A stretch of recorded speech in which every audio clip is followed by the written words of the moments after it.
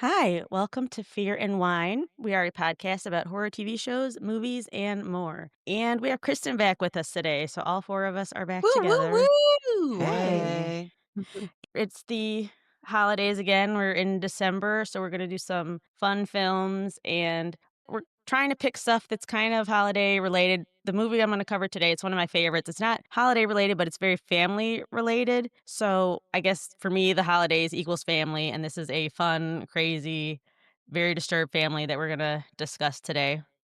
And the film we're doing is called Ready or Not. And we're covering this because just last week, the trailer for Ready or Not 2, Ready or Not Here I Come, dropped. And I cannot wait till that comes out. I think it's supposed to be April. It said spring of 2026, but I thought I heard April as well. So I'm Okay. not really sure. But definitely when that comes out, we'll cover that right away. But I wanted to go ahead and fit this one in now since that trailer just dropped. And I know a lot of people are excited about it.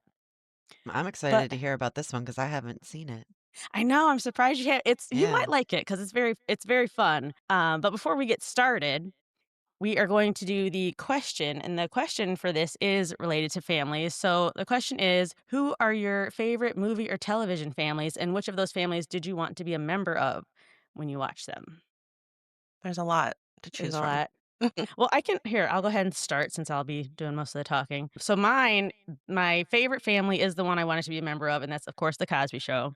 I knew I that's would what you were gonna Yeah, say. I Oh, always yeah. wanted to be a Huxtable kid. I thought A just the Huxtable, but mom not was a Cosby. well, yeah, they were the Based on Huxtables, what we've yes. learned.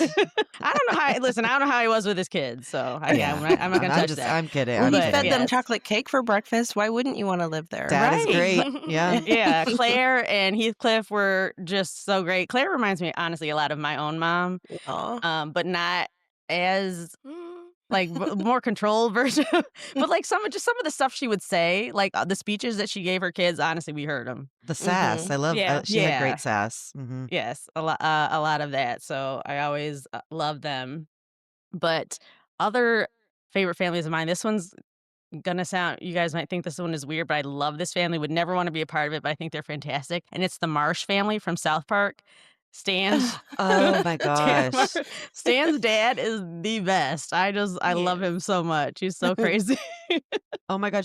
I mean, he, you haven't watched this new season yet, have you? Yeah, I have. I'm Oh, caught up. okay, okay. Yeah, with Mhm. his farm that he creates, and oh my gosh, he's ridiculous. Oh He is yeah, oh so yeah. funny. He's had that weed farm for a few seasons now. I love Stan Marsh, so he So is wait, just the best. is his dad the one that in the movie, the COVID movie That is chasing the pangolin. He's the main guy Yes. in that Oh, yeah. yes, yes, yes. Who Okay, the who one that screwed the brought bat and yes. yes. Okay. Mhm. Yeah, Yeah. I didn't and know brought how to COVID, yes. ask my question, but Poor Stan. His dad's always getting into I something. know, that's why I'm like, Mhm. 'cause Stan and Shelley are always just like, "Ugh, dad," and what is the but I'm so yeah, but Mr. Marsh is just Randy Marsh is just the best. Randy, that's right. Yeah. Mhm. Yeah, That's a good one. That was a good that is a choice that good I one. wouldn't have thought of.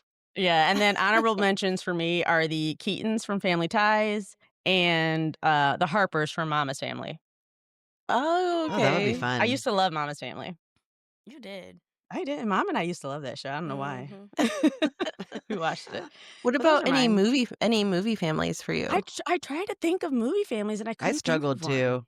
Yeah. that I Yeah, for really because movies. I think with TV you're watching them for so long you get more engrossed in them and you feel like you Yeah. know them more That's than a like good an hour point. and a half movie. So I really couldn't think of a movie family that just really drew me in. That's true. Yeah. Well, who What wants about to you go guys? next? I'll go. I mean, I thought of one right away, so I figured rather than come up with more, I would just kind of delve more into my reasoning. And it would be the Pritchett family from Modern Family. Yeah, Oh Oh my yeah. gosh. What a fun family. And I wouldn't even want to like change places with anyone. I would just want to be another sibling so I could Yeah. hang out with Phil and I'd have gunkles for my kids. And, I think the dad's hilarious and I could learn Spanish. So I feel like there's a lot of pluses to joining that. That's a And the good dad's one. rich. So, you get good right? vacations and all that too. Yeah. That Mhm. closets money. Yeah. I love Oh my Modern gosh, what a Family. Every show. time I watch it, I say, I wish Phil was my dad. He's Yeah. just such a good dad, and he's so silly, and he like just his kids' best interests are always at heart, but he's so goofy.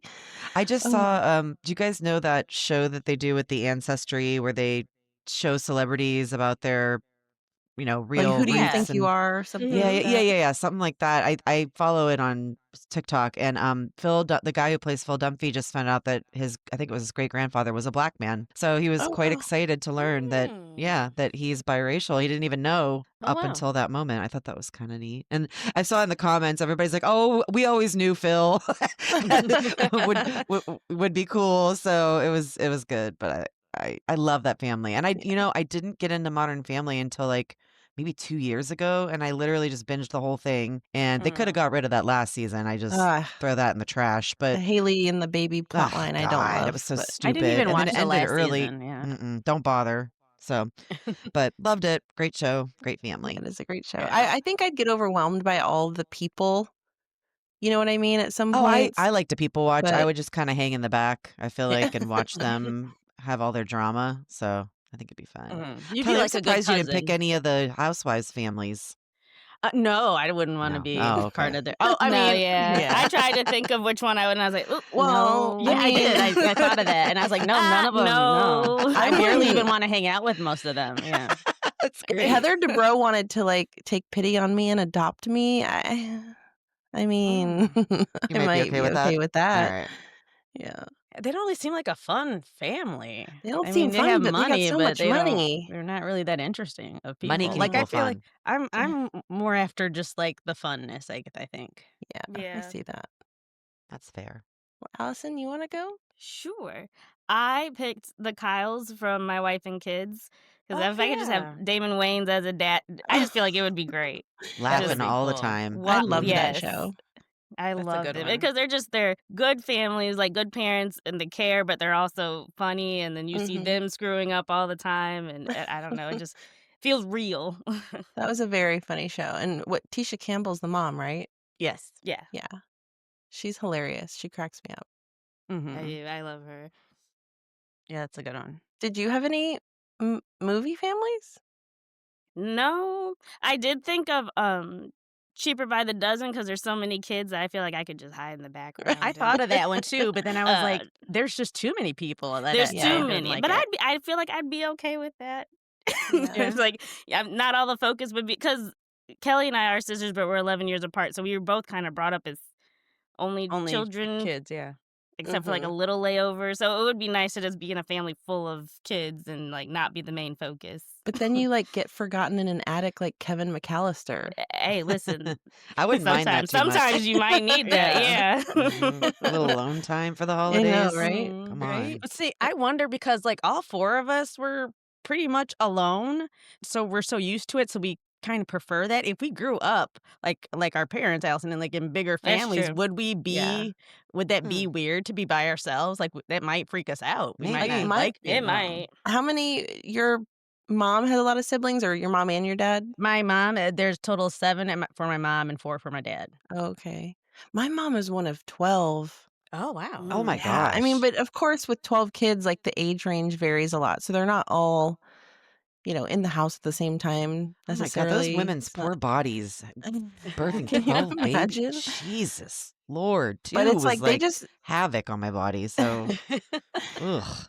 they just, I don't know, there's just constant, like, chaos with that many kids, and, I mean, Mhm. like you Yeah. said, if we grew up with that, you'd probably be almost maybe more comfortable in that type of atmosphere, I don't Right. know. Yeah. I feel like you That's have what I the older wonder. kids help parent the younger kids, and then you don't even have to do as much. At least that's what it That's seemed to true. me. And Yeah. back in the olden days when they had that many kids, they just used them for labor. Well, I feel yeah, like my that was the house would have been purpose. clean all the time, and Mhm. my Mhm. kids don't do anything. So it's like the opposite, but I yeah. think I honestly think that was the purpose, which is why when you see those big families, a lot of them like, it's really not necessary to do that anymore Yeah. because Right. my mom's family, they grew up on a farm, so they really did there was a Work. reason to have Yeah. all Mhm. the Mhm. kids, and, like, my best friend Shannon, her dad is one of 20, but Wow. they and it was 2 marriages, but, Mhm. I want to say 20 babies on one body. That is just mm-mm. and I think it's the dad yeah, you're right, because it's the dad that they shared, it's not the mom, so the mom didn't have 20, Okay. they all share the same dad, I Mhm. believe, but yeah, I mean, it just made sense when you just had more land and need more labor. People living in, like, big cities, I'm not sure why you need more than 3 children, I just don't Yeah. Mhm. understand Mm-mm. Mm. why, but And they even do. 3, oh, I The have cost 2 to keep benefit up with. analysis doesn't pay off at all. Right, Mhm. exactly. Well, I had trouble paring my list down because you guys know I love sitcoms. I love short form comedy, and that's a lot of, Mhm. stuff that revolves around family. So I was thinking back, and I mean, I was always a big fan of Roseanne. I know she's kind of a controversial topic now of days, Mhm. but like back in the 80s, 90s, whenever that show came out, That was a good show. I Mm. love Rose. I still think Roseanne's funny. I mean, their Mhm. family, yeah, they were, a little trashy, but they, at the end of the day, like, they were, I thought, a pretty decent family, and they Oh, seemed like they yeah. would have been fun to be a part of I at never got times. into it. Never. I never Oh, liked her early even season before she Roseanne came was out as great. racist. I always Yeah. just yeah, there was a vibe about her. Maybe it's just how loud and caustic she is. I'm not quite Yeah, I sure, can Mhm. but I can totally understand that. I think I she's wouldn't judge either you for for you it. or not. Okay, good. As Well, long no, as you're and not. honestly, I will say I loved early season Roseanne before they left and did honestly, before they changed Becky's. I will say I loved it all Mhm. the Mm. way up before they changed Becky's. But the thing is, Roseanne wasn't the best part of it. She had a fantastic ensemble cast with John Mhm. Goodman, Laurie Metcalf, Yep.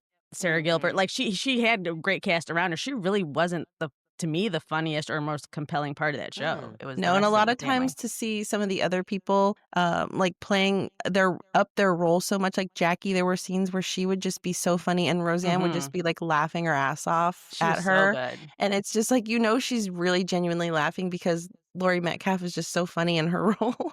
Oh, Mhm. she So, plays the mother of Ed Gein on that show actually, and Mhm. she's oh, Laurie excellent. Metcalf's really? brilliant. I've seen Yeah. her, like, Wow, in lives, in a it was in LA, she did a live play of All My Sons. She's fantastic. Oh. that's She's cool. Yeah, she was she's great. great. Yeah. Mhm. Yeah. But I mean, then I watched all the 90s sitcoms like Home Improvement, all that type of thing. Mhm. But the one that came to my mind first was was a movie family, which Oh, was okay. the Adams Family. Oh, Oh, that's yeah. fun. That'd be Yeah, a I cool mean, family to be a Well, part they of, were I a think. show. It was a show originally though back in the that's 60s. true. Yeah. That's true. So, But I guess mhm. I kind of grew up more with the movie The movie version version. of That's them. Mhm. But cool. yeah, they would have been a fun family to be a part of. I mean, you just get to play Yeah. in a graveyard. I wouldn't want to do that, but That's a I mean, great I choice would love to be actually. like a cousin that visits every once in a right. while, that family, yeah. Like a little just a kooky family, I don't know, Mhm. but yeah, it was hard to kind of select one, because, like, Family Matters, that's a great family. The Full House family, that seemed like a pretty great family, like, all those families were fun, and Mhm. I don't know, nostalgia for them, I guess, but Yeah, As yeah. you say all those, it makes me realize how few family shows I did watch The Cosbys back in the day, Okay. Mhm. and I'm trying to think beyond that, and all of the shows, I didn't watch any of these, none of them. So, Really? You yeah. Really? watched Elf. I loved Elf, but I didn't think that Oh, family was I yeah. did fun. I watch wouldn't wanna Elf. No. I hang out with watched just it Elf. yeah. No. Yeah. Yeah, that Just was for Elf Elf. for Yeah, sure. I don't the rest of the family, you can keep them, but I It liked seems Elf. like once I hit a certain age, I stopped watching those family shows, and then, Yeah. Mhm. like I said, when I caught up and watched, Modern Family a couple years ago, I loved it, so maybe I need to go Mhm. back and give some of these other shows a chance. Mhm.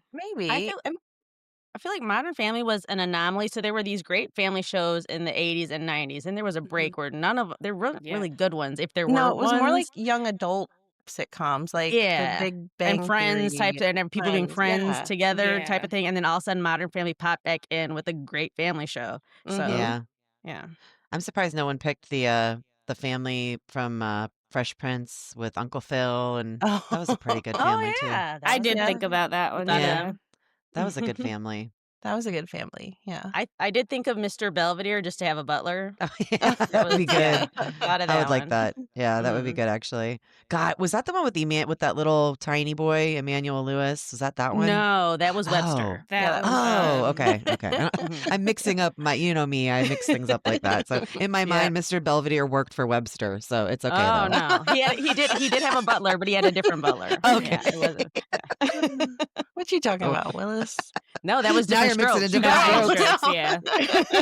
Come on. You gotta know your '80s and '90s sitcoms, Oh people. my God, Leah, that There was were too funny. many small people in sitcoms back Yeah, then. there were 2 little black kids right around the same time that, like, Yeah. never aged facially. Yeah, I get it. They Oh had shows on at Lord. the same time. Uh, All right. Well, that's a good one. I love thinking about those old TV shows. It made me want to start like just watching. I'm like, how can I I find old know. Mr. Belvedere? Then I was like, oh, remember Right. Small Wonder, the robot I sister? I do. watched Oh, that show. yeah. Yeah. That was There's a weird. there's a It website was you can so go weird. to where you can choose, like, the decade, and then you can pick to watch, like, it'll be on your computer, but it makes it look like an old school TV screen, and you can watch Okay. What? episodes of Shut shows from the I'll up. send it to you guys. Yeah, for Please sure. Yes, I do. would I would do that. Just yeah, on my iPad, like getting ready in the morning. I Yeah. would just watch a few old episodes of something. Nice, I'm okay. pretty sure I think Hulu had a section that was like 90s stuff. I think they had Family Matters and that type of thing on there, but I don't Mm. know. It's been a while since I've checked it out. Allison had a I What don't I know how have? you got it. I'm not What I gonna have? like put your business out there, but there was some app or something that you guys found me one time that you could put in a show and it would just like run them as I think it a was just YouTube, honestly. I think I was just whoa. typing in the show. Oh, was it? It was Yeah, something I like do it a lot oh, with you put old on like shows. I guess I never saw YouTube come up. It was you guys put it you and Dave put it on my Fire Stick and I could type in so I would type in All in the Family Oh, and it it would was just one of play those. All in the Family Yeah. all Oh. Now day I don't know how to anytime get I back to tuned that in. because I haven't watched it in a Yeah, it was while. some weird and it went away. It vanished one day. So, Yeah, I and we think don't it's know how to gone get it now. back. Yeah. I But have you could no just type idea. in a show and all of a sudden it would just be showing a marathon of it. It would start randomly. So you couldn't Yeah, start from the beginning. It'd just start wherever it was streaming. But Hmm. I do yeah. remember that. Oh man, I haven't. Yeah, that's gone now. Yeah, Well, I don't know what happened before to we end our conversation, can I bring up a couple of honorable that. mentions? Sure. Okay, so I don't know if, well, I guess you did bring up South Park because I was going to say, I don't know how Yeah. many people had any animated families that they thought to put on their list, but nobody brought up The Simpsons? They're like, I I don't don't really love want to them. be a part of Mm, it. I'm not listen, The Yeah. Simpsons as a show, no, I yeah, get no, it. I don't think I It want to be a makes part of sense, the family. I but would I'm be not so into that annoyed with family. Homer. Mm-mm. Yeah, exactly. I was like, I don't want to be part of that family. The ants gross me out. Homer Uh, gets on my nerves. okay, You know, that's true. Oh, the Well, I was Proud sorry. just Family. thinking the Proud Family, I'll take that. Yes, Mm. that was a good one. I would hang out with Sugar Mama all day. I'd be fine with that. Mhm. Well, I was thinking how I really enjoyed Family Guy. Don't want to be a part of that family, but I do enjoy the show. The show, yeah. I enjoy the family. But then there was a really weird one a long time ago on maybe Adult Swim or something like that called The Oblongs. Did anybody ever watch that No, show? I heard of it, but I Okay. I've haven't never been heard It of into it. it. it's a really strange cartoon, but the family's so cute.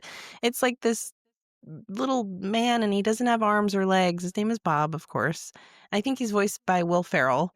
And they have like conjoined twin sons and it's just a bunch of Oh, interesting characters and it's a weird adult humor type of show, but it's huh. funny. And I was just thinking of families and that one popped into my head and I was like, I wonder if anybody else has seen this weird show. Hang on, I'm writing down the oblongs because now I have to look this up and even see what that looks It's like. strange.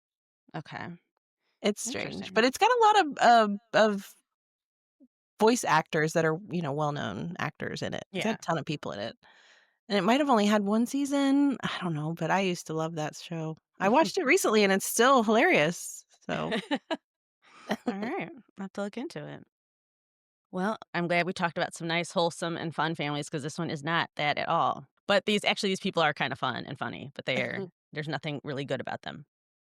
The movie Ready or Not is considered a dark humor splatter horror film, which I had not heard of splatter horror before, but gross, now I know gross, that's a gross. thing, and it Ew. fits for this definitely. See, that would turn me off immediately. If I hear Yeah, it's that, a little gory for yeah. you. If I hear Yeah, that describing a movie as a splatter horror, I am immediately out. yeah, I'm not a body horror person, but I don't mind like old like Friday the 13th where people are getting their heads chopped off and stuff. Like yeah, that's not as exactly. bad for me. It's not body horror. Nobody's morphing into different Yeah. nothing like that. But it is Okay. bloody. Yeah. Okay. It premiered in August of 2019. It was written by Guy Busick and R. Christopher Murphy and directed by Matt Bettinelli and Tyler Gillett. The film stars Samara Weaving, Adam Brody, Mark O'Brien, Henry Zerny, Andy McDowell, Melanie Scarfano, Kristen Braun, and Elise Levesque. Ready or Not has a 6.8 out of 10 on IMDb, and it's currently available to watch on Hulu Live. So if you didn't have Hulu Live and you just have Hulu, you can't stream it. But of course, it's one of my favorites, so I owned it, so I just rewatched it. I And feel like Ready or it's N been longer since it's been out. since I can't believe it's only been since I know, 2019. it does feel older than that. Yeah, I actually thought it was, before that, yeah. yeah. I feel like I Mm. know this is why I missed it now because that 2019 to 2020 year is such a blur for me. I feel like I missed a lot of things during that Is time. that one of those years that was, like, Well, it's you're the COVID, like Oh, before that's and right, after that's when that COVID just as year that that was just starting, yeah. rocked my world. Yeah. Mhm. Yeah, and it's probably when I was watching the most TV and movies because of that, so and like I mentioned before, Ready or Not, Here I Come, Ready or Not 2 will be out in theaters in spring 2026.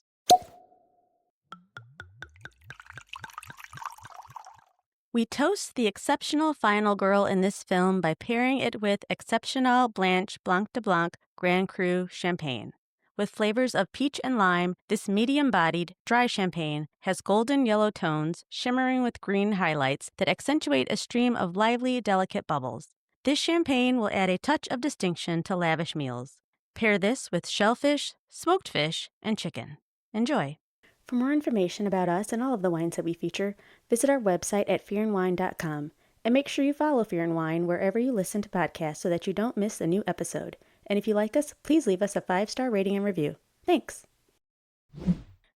The movie begins in the game room of a very large, older, grand estate. And the camera is panning around the room, showing different board games on shelves. And a couple of these games have a drawing of a devil face on it with the name LaBelle above it. And it's like the logo of a company, of a gaming company. And we see two little boys, probably age 6 and 7, and they're holding hands running down a hallway. But He did it again. well, that's their ages, actually. Well, I can't. I've been Oh, ruined. I'm Listen, it happens ruined. a lot in the wild. No, I am too. well, It I happens a see, and lot in I the thought wild. I didn't. So you can't put a conjunction in there because they are 6 and 7. They literally It are doesn't 6 and no, 7. it's No, it yeah. It doesn't. I doesn't thought, matter. okay, It Yeah, could all be right. or, sorry. it could be and, there could be no conjunction. Like we were making a reservation for dinner around Thanksgiving and Mhm. and my mom was like, "I think around 6 or 7," and Ruby just lost it. So I'm never gonna remember it. I'm never gonna remember that that's supposed to be funny. So I'll I try not to point it apologize. out again. No, you can point it 6-7's the out. new I'm just 69. Yeah, it's like 69, but now it's but it doesn't 6-7. mean anything because No, it No, 69. doesn't. it doesn't. It doesn't. All right, I'm gonna no, I'm gonna actually no, I'm gonna make a point of it to just use it more till I learn it. Please do. Yeah. So they're holding hands and running down a hallway holding a lantern. They're brothers. The older brother tells the little one, Alex, this way, come here. And he pulls him and he like pulling him down the hallway and they turn a corner. Behind them is a man wearing a suit and he's holding his side and he's doubled over in pain and he's staggering behind the boys, but the boys keep running. The man is not after them, it doesn't look like, but they head down another hallway and they're in a panic. And then they see this large, like standalone wardrobe in a room. So the older brother tells his little brother, get in there and hide. And he's looking around the room and then he's startled because he sees the man in pain has found him and he grabs his shoulders and he says, Daniel, please, they're trying to kill me. And we see that where he's holding his belly, there's an arrow sticking out of it. And the man begs Daniel for help and Daniel yells out, he's in here. And then right after that, a group of people walk in wearing masks and black capes and hoods and they're carrying weapons. And behind them is a woman in a wedding dress, and she's crying and begging them to stop and saying, don't hurt him.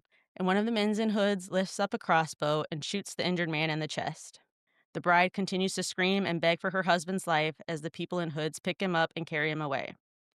The little boy Daniel stands protectively in front of the wardrobe, and this masked, hooded person bends down and gets face to face with Daniel. And they take off their mask, but it cuts away before we can see their face. But it's a voice of a woman who says, Daniel, I'm so proud of you. As the injured man is getting dragged away, he begs for his life and says, you don't have to do this. Nothing is going to happen.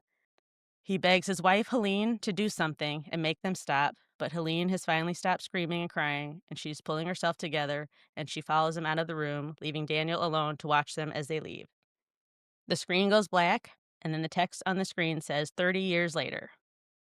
We hear the voice of a woman, and her name is Grace, and she's played by Samara Weaving, and she is saying her wedding vows. When the scene comes up, we see that she's practicing them in the mirror, so she's about to get married. She's saying the standard vows, and she lights a cigarette, After she says to, haven't told, she says, "And even though your family is richer than God and intimidates the hell out of me, your dad definitely hates me and your alcoholic brother keeps hitting on me. I honestly can't wait to be part of your moderately fucked up family." The So she's truest saying, vows ever spoken. right? So she's saying that in the mirror, and her fiance appears in the doorway behind her, having heard the end of what she was saying, and says, "Moderately? That's pretty generous." And he tells her how beautiful she looks in her wedding gown, and she takes the drag of her cigarette and says, "We should get down there." She mentions again that his dad hates her and he looks like he's dressed for a funeral. And she says, "He thinks I'm after your money." And her fiance, Alex, who is played by Mark O'Brien, says, "Well, that's true, but he doesn't hate you." He says, "Just give it time. We sprung this wedding on them and they need time." He then adds, "Anyway, who cares what they think? They're horrible people." And she tells him that she cares and she wants them to accept her. Just then, Alex's older brother Daniel walks into the room, and Daniel is played by Adam Brody. He tells Alex he's been sent up to get them and it's time to start the wedding. The two brothers hug and they start kind of like play fighting with each other. And Daniel looks at Grace and tells her, "It's not too late to flee, you know. You don't belong in this family, and I mean that as a compliment." And Grace just smiles at him and he says, "Well, if you're determined to become a Ladomus, then the two of you need to get outside so we can start." So they're Ooh. like just seeing each other right before they're supposed to get married? I get the feeling that Daniel has met Grace before, but maybe once or talked to Yeah. him. Well, Oh, but you're talking about the couple. the husband or the Yeah. groom and the bride, they're just Yeah, they're seeing each other before they get married, and they're going to and I've actually been to weddings and seen weddings do this. They're gonna take their pictures before. okay. That I've makes seen a sense. few people Oh, do this. Some that's people don't good. really care about the not seeing the bride before the wedding thing, Yeah. and they do the pictures ahead of time so that they can go right to the, Right. They don't have reception. that big Yeah, gap in that between, gap yeah. where people are just waiting around, so Mhm. Kelly, is this kinda Mhm. like that one season of Slasher with the family? Like, 'cause kinda. that's the vibe I'm getting when Mhm. you're Yeah, it is describing it. kinda like Okay. that. Mhm. Alright. Yeah, so it's a fun one, yeah. Grace says, "I can't believe that in half an hour I'm going to be part of the Ladomus family dynasty empire." And Alex says, "It's a dominion. We prefer dominion." Alex gives Alex gives Grace a concerned look and says, "Daniel's right though. We can leave." And Grace laughs and he says, "No, seriously, honey. I'm giving you an out." And Grace says, "No, thank you. I'm all the way in." And she kisses him. There's a quick cut, and then the title Ready or Not appears. It cuts back again before the ceremony, and like I said, they're taking their wedding photos. So Grace is taking some solo pics, and then we hear Alex's dad tell his other son, Daniel, he could have done so much better. Cuts to more photos being taken, and the dad says to Alex, "2 years is a long time, Alex. I thought we'd really lost you." So Alex has kind of abandoned his family a few years ago and didn't speak to them for 2 years. And no one in these photos is really smiling except for Grace. Like, she is just jazzed and she's grinning, and everyone else just looks very solemn. And then we get a shot of Alex's Aunt Helene, who is sitting over in a corner, and she is just scowling. She just like giving them the meanest face. And Daniel tells Grace, "Don't take their behavior personally. They're just trying to figure out if you're a gold digging whore or not. Oh, Like my jeez. wife." So this is the brother. So yeah, Alex and Daniel are the brothers. So I'm gonna switch between their names a lot. Yeah. So he's telling Grace, "Yeah, my wife's the gold digging whore, and they're just trying to see if that's what you are." They then see Daniel and his wife take some photos together, and his wife makes a few shady comments about Grace and says, "She'll never be one of us." To which Daniel replies, "Of course not, dear. She has a soul." Jeez. Photos photos are still going on, and Grace is off to the side now watching, and her new mother-in-law, Becky, played by Andy McDowell, walks over to her, and Becky asks Grace if she's nervous, and Grace nods, and Becky says, "Because your blood isn't blue enough?" She says, "They said the same thing about me." And she tells Grace, "Stand tall and fuck 'em. The only thing that matters is what Alex thinks." So now we cut to the end of the ceremony. So they said their vows, they're kissing goodbye, and they're walking back down the aisle, the happy couple. So they've just been married. Later that evening, after the reception, Grace and Alex are in his room fooling around, and Grace wants to take off her wedding dress because she's ready to have their wedding night. Like, it's after everything is all done, so it's late at night. And Alex tries to stop her because he needs to tell her something. Grace isn't listening to him, and then she looks up and she sees Alex's aunt standing in the doorway as they're like fooling around, and she's just again scowling at them, watching them. And then Alex notices her too, and he snaps at his aunt and says, "Can you give us a minute?" And Helene tells him, "Everyone's waiting."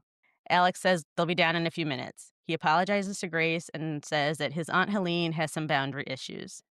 Alex gets up and closes the door, And Grace notices it is the door he opened and closes is a secret hidden passageway within the walls. And she makes a comment about it and she says, of course she'd have a hidden door. And he says, it's just the servants' corridor. They run all through the house. And Grace asks him, wait, so who's waiting for us? And Alex nervously says, that's what I've been trying to tell you. At midnight, you have to play a game. It's just something we do when a new person joins the family. Oh, hell no. Right? Absolutely not. She, I don't even care if it's like but you don't. my favorite Well, game, Yahtzee. I No, was gonna hell If say it's it no. could be. Boggle, I'll do it if it's Boggle. On my If it's wedding, Boggle. but on It my could be. wedding night, when I'm ready to get some, you're gonna make me That's stop true. and go play. No. Yeah, it's You know, late I on don't the play wedding night. games with people, so because we all just gonna be in a bad place if we have to play. So would you?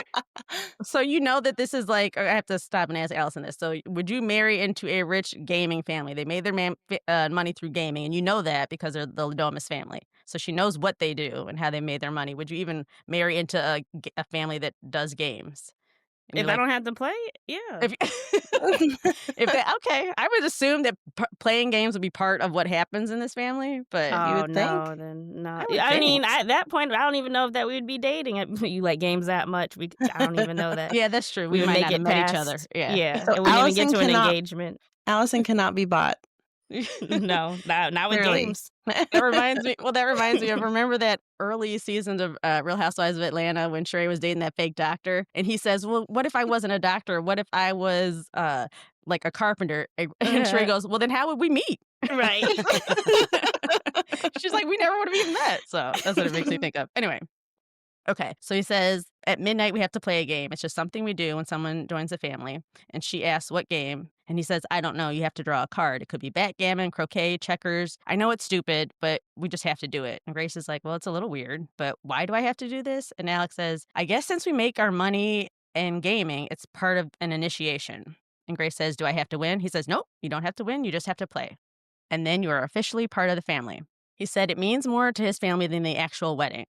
He's like, I know it's ridiculous, but it's a weird family ritual and we just have to do it just once. Grace is like, all right, cool. If it gets your family to accept me, then I will play the shit out of some checkers. I would have been so weirded out that he just brought it up. Yeah. You know? Like, we get all the way to our wedding night and now you're going to tell me? I'd be like, wait a second. That at midnight we have to do this on our wedding Yeah. night? Yeah. Like, I don't care what kind of initiation it is. If I'm marrying you, you need to, like, tell me that shit ahead of time. Yeah, we need all the rules of what Right. like even when you're planning the wedding, how do you not go over, okay, we're gonna do this at this hour and then we have this to do. How do you not go, okay, and then at midnight we gotta Yeah. play this game. Exactly. Like, Something's amiss. yeah. So Grace goes to freshen up and says that she'll meet him downstairs. Downstairs, Alex is standing at one end of a dining table and he's staring at the other end at an empty chair. And his dad walks in and says, I thought I'd find you here. I'm sure Mr. LaBelle is with us today. He asks Alex, how much have you told her? And Alex says, nothing, and I never will. Tomorrow we're gone. His dad says, well, if she pulls that card, are you prepared to do what's necessary? Alex looks at him and walks away. A little later, Grace walks into the music room to meet with Alex and the family to play the game. Becky greets her and offers her a drink and tells her how beautiful her vows were. And Grace tells her about how she grew up in foster homes and always dreamed of having a real family. She says Alex was happy for them to just live in sin forever as a couple and never get married. But he understood how much being a part of a family means to me, and she doesn't want to let this family down. Becky tells Grace that when she first saw Grace, she said to her husband, finally, one of our children has brought home a good one. She asks Grace to please try to bring Alex back into the family fold, and Grace says that she will. Alex sees Grace and his mom talking and hugging, and he immediately goes over and pulls Grace away. And he asks her if his mom said anything strange, and Grace can tell Alex is anxious, and she's like, are you all right? He's like, I just don't feel very well. She says, all right, well, maybe we can play the game tomorrow. And he's like, no, it has to be tonight. Just then, Alex's young nephews arrive, running into the room wearing masks like those people had on at the beginning. And behind them is their dad, who is loud and obnoxious. His name is Fitch, and he's Alex's brother-in-law. And behind him is his sister, Emily. And Emily meets Grace and introduces herself. They were not at the wedding earlier. Emily and her husband are a little coked up, but they do seem like nice people. And Grace tells Emily that she's excited to be a part of this family. Aunt Helene, once again, is lurking in a corner, and she says he will decide that. Emily says, Aunt Helene, so nice to see you. And Aunt Helene says, my brown-haired niece, you continue to exist. So that's how Oh she my god. that's how she greets her. That's that's messed up. I know. Just then, one of the butlers announces to the room that it is 11:55. The family all look around tensely at one another, and Alex's dad walks everyone over to another room and tells Grace that this room is reserved for the family only, and it's the game room. And on the walls are all sorts of stuffed animal heads and different weapons. And once the family is in the room, the butler closes the door. Grace walks around looking at everything on the walls while the rest of the family takes a seat around the table in the middle of the room. Grace takes a seat at the table next to Alex, and Becky asks her if she likes games, and she says, well, it depends on what we're playing. Alex's dad talks about how the family is big in tradition and how it's time for Grace to join them in their tradition.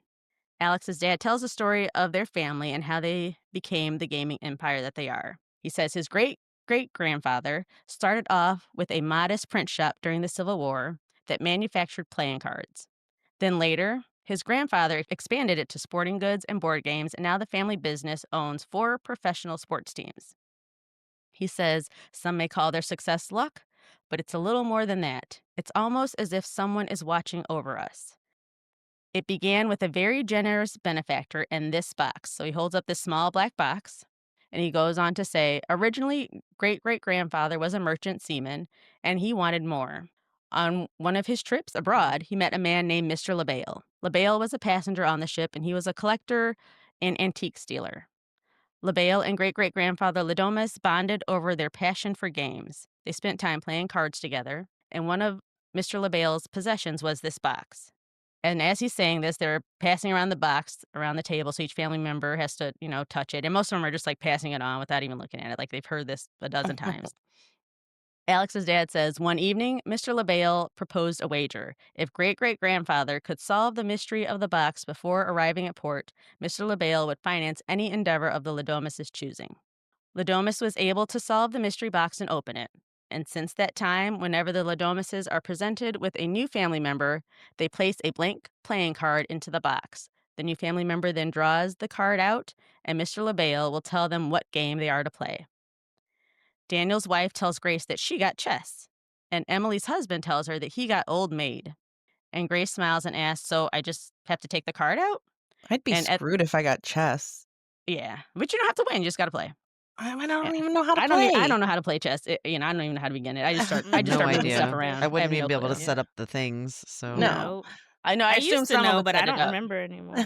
No, I just be moving stuff till somebody tells you, no, you can't do that. So at this moment, Alex and Daniel's faces look very nervous, but Grace doesn't notice. Alex's dad says, yep, it's your turn. So Grace pops the card out of the tray in the box, and the card is face down. She picks it up and flips it over, and she laughs. Helene curtly asks her, what does it say, girl? And Grace giggles and says, it says hide and seek. Are we really going to play that? Alex's eyes get as big as saucers, and fear is all over his face. And he stares straight ahead. The table is completely silent. So Grace asks, is everything okay? And Alex's eyes start to water, and he says, yeah, those are the rules. Hide and seek, right, Dad? And his brother looks at him, surprised at his reaction. And his dad looks at him and smiles and says, yes, indeed, those are the rules. Grace is still smiling and asks, okay, so who hides and who seeks? And the dad says, well, it's your initiation, dear, so you're going to be the one who hides. The family gets up to leave the room, and Alex says, yeah, this is going to be fun, honey. And then he whispers in her ear, come meet me in my room. Grace laughs and says, no, no, no, it's fine. I want to play. And he tries to stop her, but Grace stands up and raises her glass of champagne. She says to Mr. LaBelle, and the family half-heartedly mumbles the same thing. They're like, to Mr. LaBelle, all right. And they're all a little weirded out Like that we she's doing this gotta cheers. Yeah. We cut to a little later. Mr. Ladomus is with Grace explaining the rules to her. He says, you can hide anywhere inside the house, and then we count to 100 and try to find you. She points out that they have an advantage because they have security cameras everywhere. And he tells her, no, no, we never use the cameras. They always play the games as though it would have been played in great great grandfather's time. She asks if there is any way for her to win. And he laughs and says, well, I mean, you could stay hidden till dawn and I guess you win. And she laughs because the idea of that is exhausting. She's like, oh, no, I'm not going to be doing that. Mr. Ladomus smiles at her and says, okay, well, we're going to start the count just as soon as you leave. He holds her hand and tells her good luck. And Grace smiles and walks away. The butler then puts on a record of this hide and seek song, and it's broadcasting through the whole house, so the game is now afoot. The countdown begins, and Grace heads upstairs to look for a place to hide. And the game will officially start once that hide and seek song is done playing. There's a quick cut to the two little boys being read to sleep by their nanny. And then we cut again and we see the whole family, everyone except for Alex, they're grabbing guns and crossbows and knives and all sorts of weapons as they get ready to play. Oh, this is shaping up real bad. Alex, meanwhile, is sitting on the couch looking terrified and trying to think of a way to get them out of the house and to keep Grace safe. Elsewhere in the house, Grace takes off her heels to move quicker and stay quiet, and she tries to open a few doors, but they're all locked. And then she spots the dumbwaiter in the wall. And it's not huge, but it's a decent size, and she's able to cram herself in there and shut the door. The song ends, and the family, minus Alex, because he does not have to participate, has their weapons in hand, and they start to spread out throughout the house to find her. Alex's mom tells him he should just wait here in the game room until this is all over. And they close him in there and tell his sister-in-law, Charity, to watch the door. They don't want Alex getting out and trying to help her. So Grace is now just chilling in this dumbwaiter, talking to herself about how she has to do this on her wedding night. And once everyone is gone from the game room, Alex gets up and runs to the hidden passageway door in the room and leaves to try and find Grace. After a moment, Charity goes back into the game room to check on Alex and sees that he is gone, and so she's now panicking. Alex has made it back to his bedroom through that servants' corridor, and we cut to Grace, and she's still just hanging out in this dumbwaiter, asking herself how long this is going to take. And, like, fully folded up in there in her wedding dress Didn't wear a still, wedding right? dress. Yep, Oh yep. She's my. just sitting in there, and it's not like I mean, it's like puffy, but it doesn't have that boning or anything. So she's Okay. she can kind of sit in there comfortably. So then we cut to Becky. The mom's carrying a bow and arrow, and her son-in-law Fitch, he has a crossbow, and the two of them are starting to hunt as a team. And Fitch looks over at Becky and asks, "Okay, so how long does this usually take?" And Becky looks at him and says, "There's nothing usual about this. It's only happened once before since I joined the family." And Fitch is bumbling around with his crossbow, and he tells Becky he has no idea how to use this. And as he's talking to her, he accidentally pointing it at her because he doesn't know what he's doing. So he's turns and faces her, and it's pointing right at her stomach now. And he Oh, tells her God. he's getting nervous. And so he's like, "I need to go to the bathroom. Something's bothering my stomach." So she gently pushes the bow away from her and tells Fitch, "You know I never liked you, right?" So back in the dumbwaiter, Grace decides that she's been in there for a good 10 minutes and she's had enough of hiding in that spot. So she climbs out. As she's climbing out, her wedding dress gets snagged on something, so she has to tear that taffeta apart to get out. She tiptoes down the hall to find somewhere else to hide. So now is it like a sexy, cool, short dress, Not or it's yes, just tattered? it's just a little tattered at the bottom. This dress, Okay. because that's the poster image, so this dress is going to eventually become very cute, but as it gets Okay. torn more throughout this Okay. movie. But by the end, it's cute. Yeah. I'm like, "Look, it tore perfectly into a Mm-hmm. totally Yeah. different style." She's tiptoeing down the hall, finding a new place to hide, and up in the kids' bedroom, one of the boys has snuck out of the room when the nanny fell asleep. She wakes up and notices that he's gone, so now she has to find this kid immediately because she doesn't want the kids caught in the crossfire of anything. Grace hears the nanny calling, "Georgie, Georgie," and so she ducks into a doorway to hide. Just after the nanny passes by, she doesn't see her. There's a jump scare when a hand covers Grace's mouth and pulls her into a room. Grace struggles for a moment, but then realizes that it's Alex, and he starts urgently whispering to her, "You need to listen to me very carefully." He takes her behind the bed to hide because they can still hear the nanny nearby. And the nanny, by the way, is dressed like a Robert Palmer girl in this short, tight black dress and stilettos. All the maids and nannies, they all look like this. I don't know why Like this one is of the their backup outfit. dancers? Yeah, yeah. They have their hair pulled back, a lot of makeup, and they're in these skin tight dresses and super high heels. She comes into the room and she's just about to find them hiding behind the bed when she hears something break in the hallway. So she goes back out, thinking it's Georgie. And as soon as the nanny gets to the doorway and calls out for Georgie again, she is immediately shot in the face.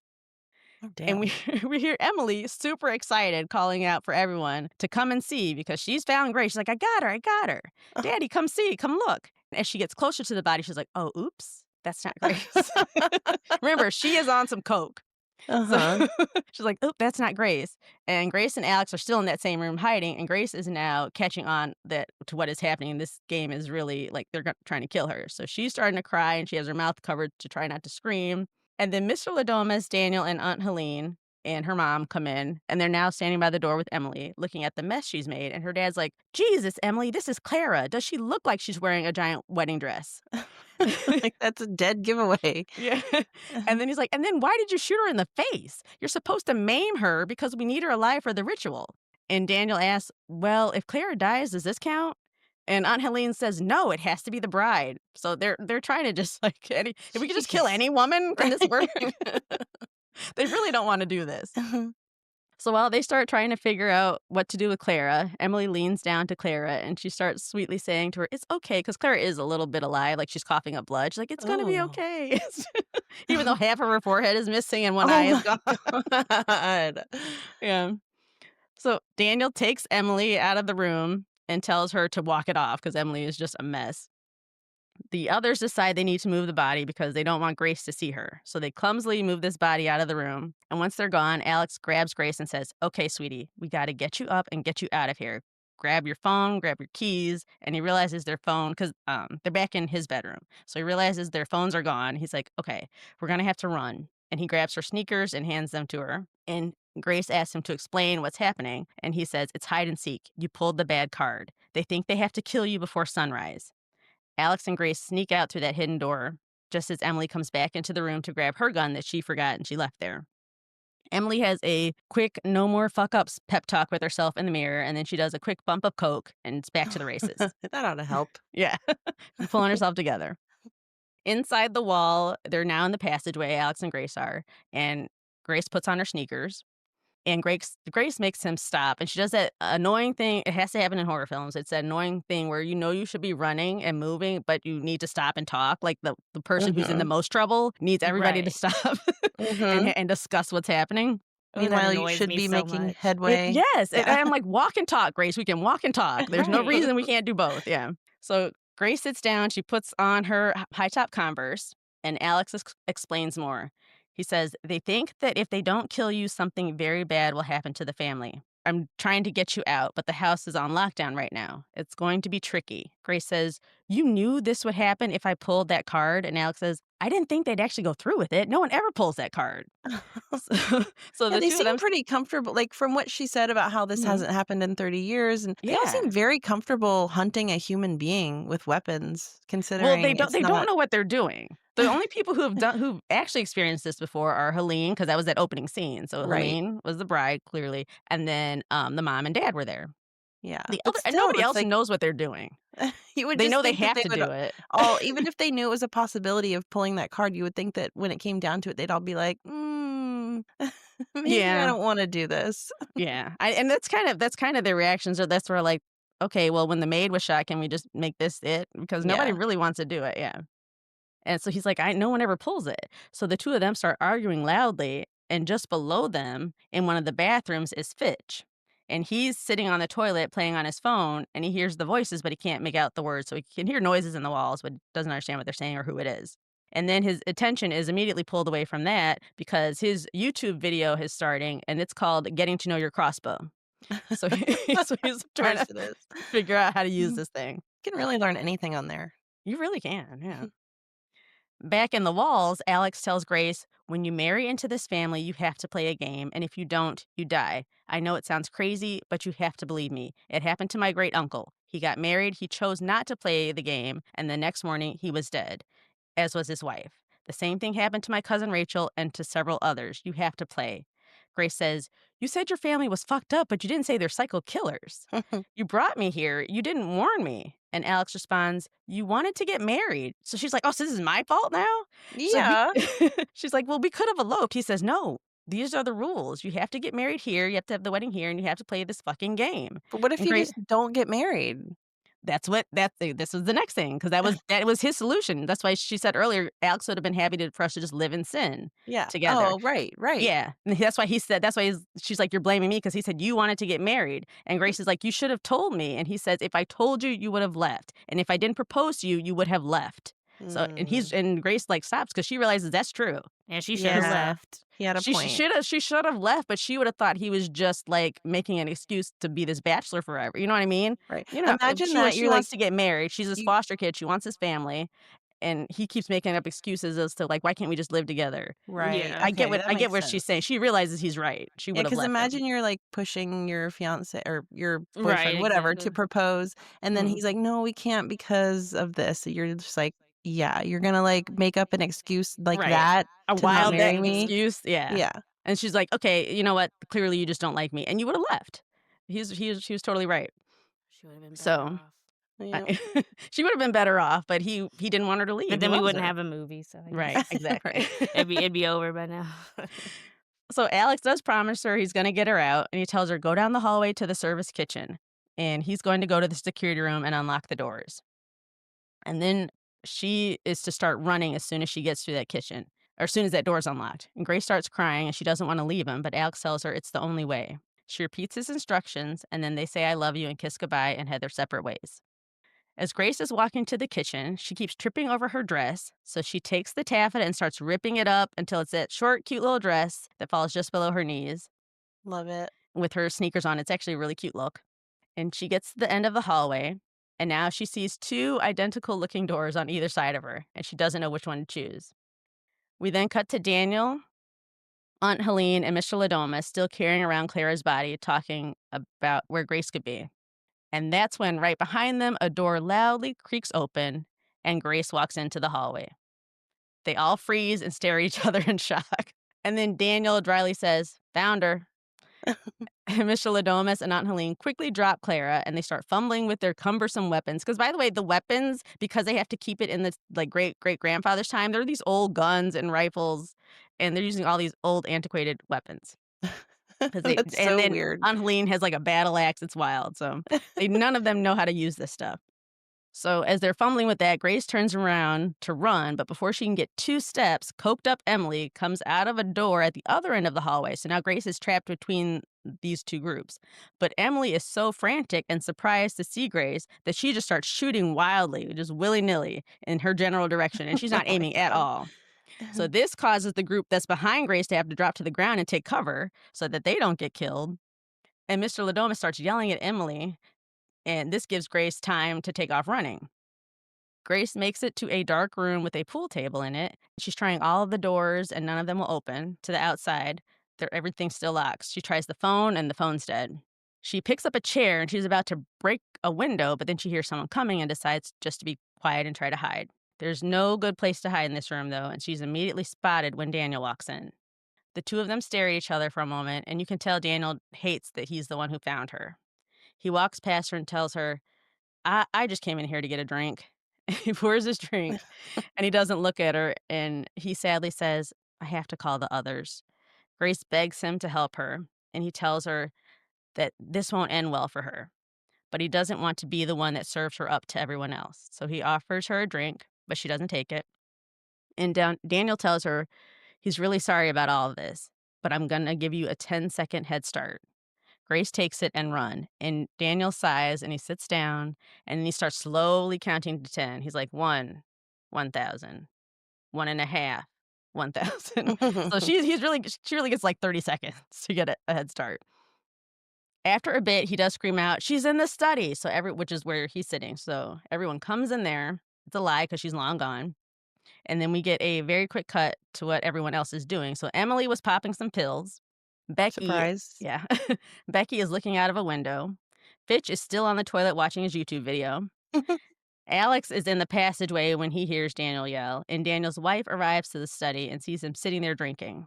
She's frustrated that he has lost her and says that he could at least pretend to care. And Daniel tells his wife, "Alex may have been wrong to keep Grace in the dark about all of this, but do you remember how you reacted when I told you?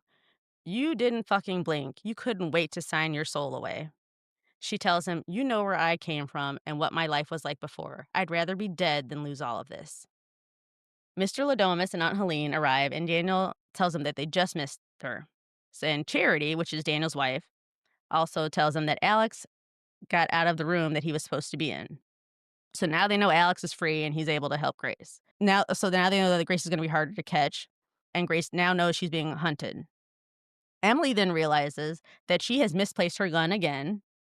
So her husband says, "Here, just use my crossbow." She takes it from him, and she also does not know how to use it. And so she's messing around with it, and she accidentally fires it off into another housekeeper nanny in a tight black dress and heels because she just came into the room running to tell them that she just saw Grace. And as she's saying this, she gets shot right through her open mouth as she's talking. Oh my Damn. god. They're not gonna have anybody to watch their No. kids by the end of this For movie. Nope. real. They just They're Jeez. wiping out the willy-nilly just staff. shooting everybody. Yeah. Damn. So now Emily by herself has killed 2 staff members. I mean, at least she figured out how to work the crossbow. But no Which aim. I She's don't know just what an old crossbow's like, but nowadays isn't just a button, I think it's a like now trigger? like a trigger, almost Yeah, like a gun, but this yeah. one there's a lot of fumbling around with Hmm. how they use this one, so and it's old and wooden. Yeah. They maybe should have prepared before the They night, never just I in think case. nobody ever thought that this was gonna happen, like, I don't know why they didn't, like, the parents had to have told them, "Hey, we did do this one other time." Yeah. So, I don't know, I mean, they knew it but was a possibility, like, I don't know, maybe just let's brush up learn on how your to use these skills ahead old of ass time, weapons if we just in insist on using case. these, yeah. Mhm. So, the Emily, because now that she shot the housekeeper, she starts screaming, "Why does this keep happening to me?" So and her husband her As if it's husband's not very something of her own doing. right, right. So 2 people are dead, but this is Right, her right. trauma. Poor Yeah. me. Yeah. So her husband's like, "Come on, honey, let's go find you an edible and try to even you out a little bit." Oh, shit. So the family is arguing and deciding what to do with his new body, and they're interrupted by some groans coming out of the shot housekeeper because she's still slowly dying. So as they're Oof. talking, they stop and they wait for her to finish moaning, and then they continue their conversation. That's kind of funny. It is. It's really funny because they just like give her this respect of Right. she moans, and then they start talking again. And now Aunt Helene is speaking, and she moans again. So Aunt Helene stops, and she's tired of the interruption, so she takes her battle axe and just chops her head off with it. Oh my god. Yeah, so that and then goes back to finish her speech. And she's like, "We must kill the bride by dawn."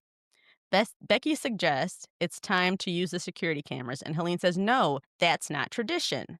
But dawn is coming soon, so they decide, damn the tradition, we're cutting those cameras on.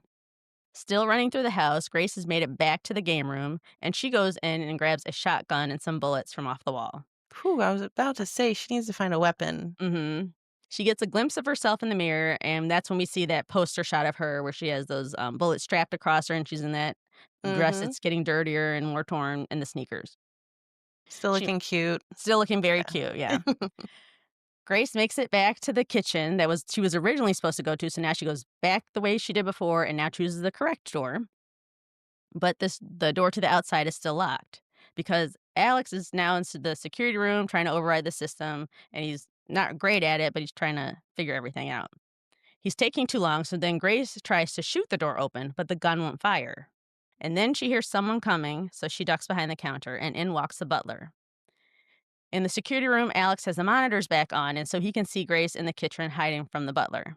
Grace makes a noise when she tries to load the shotgun because it's very loud, and the butler hears her and walks around the island to find her, but she keeps moving around like, that Jurassic Park scene where they just keep Oh, walking yeah. around the island. Mhm. So she's hiding from him. So the butler just goes back to making himself his pot of tea as Grace loads the shotgun as quietly as she can. The butler then starts loudly singing the 1812 overture, and Grace gets the gun loaded just as Alex is able to unlock the doors. The butler notices that everything's suddenly unlocked, and he walks to the door, and Grace sneaks up behind him with the gun pointed at him. She tells him to move, but he won't, so she pulls the trigger, and again, the gun won't fire. So what does the butler have to gain from any of this?